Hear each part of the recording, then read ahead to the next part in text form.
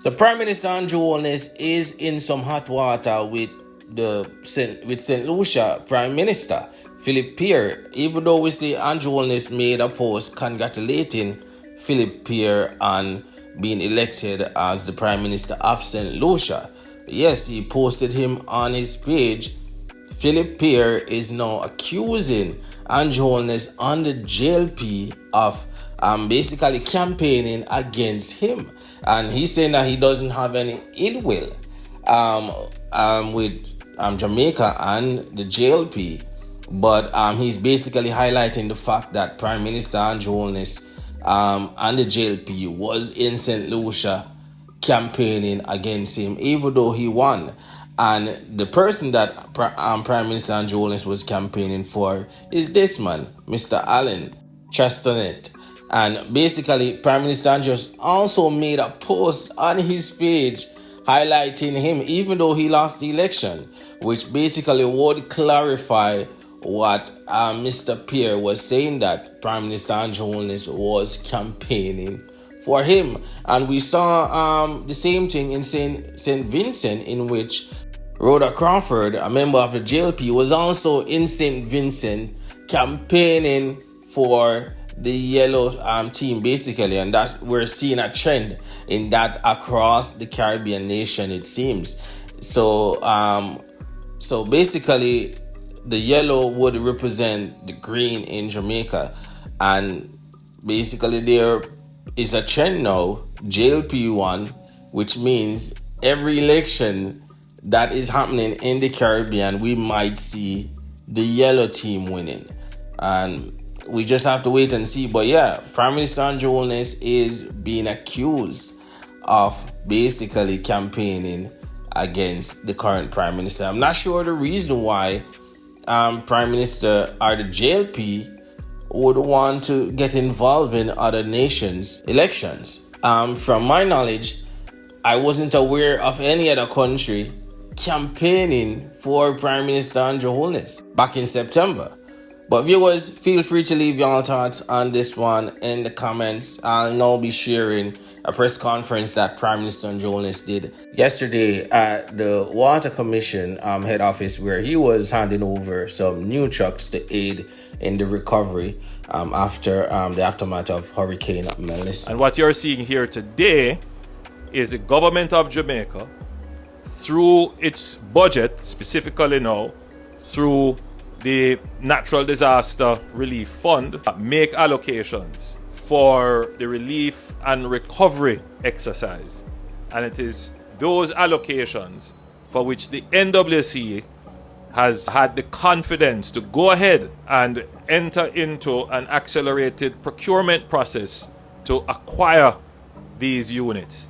It's very important for the public to know that this was done under emergency procurement. And you see how we have shortened the time.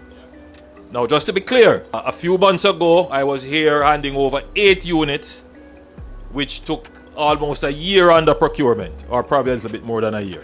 And then I had said at that time the NWC should go and procure more. So they procured another 8.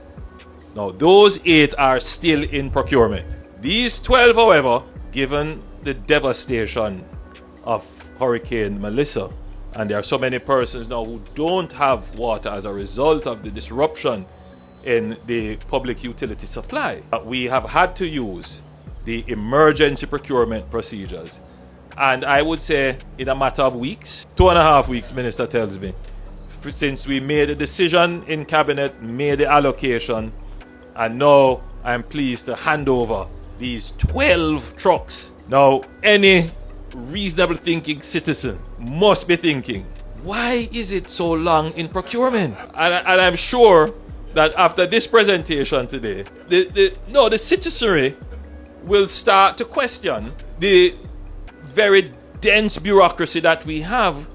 And while it is there, and necessarily so, to protect the value of the public purse and the value of what the public purse purchases for the benefit of the customer, we can't sacrifice that level of compliance.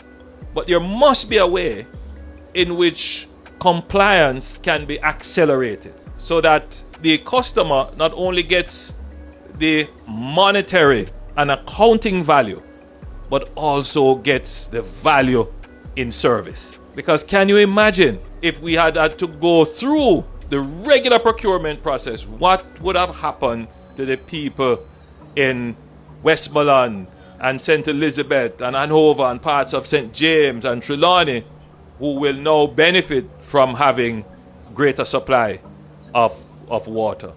And that is the challenge that governments face, not just in Jamaica, all over. It's the same complaint that the modern bureaucracy is moving way too slow relative to the demands of the public and the citizens of democratic countries.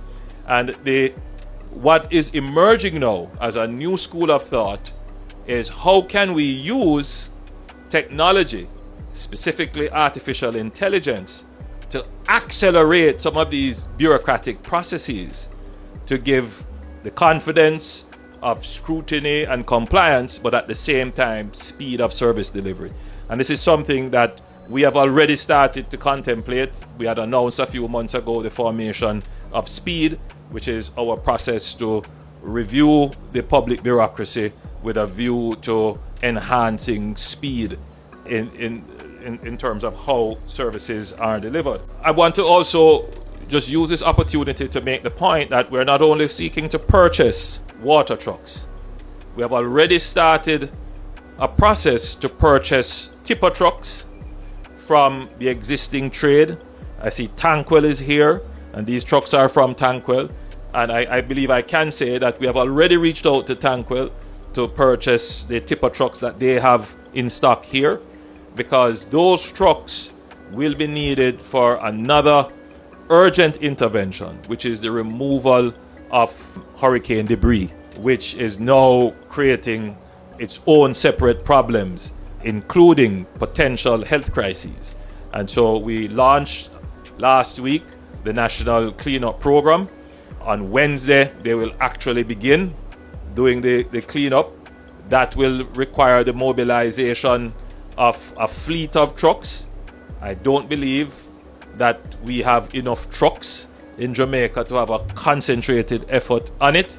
We will try to hire as many as possible, but the truth is we can't take the trucks from what they are currently doing.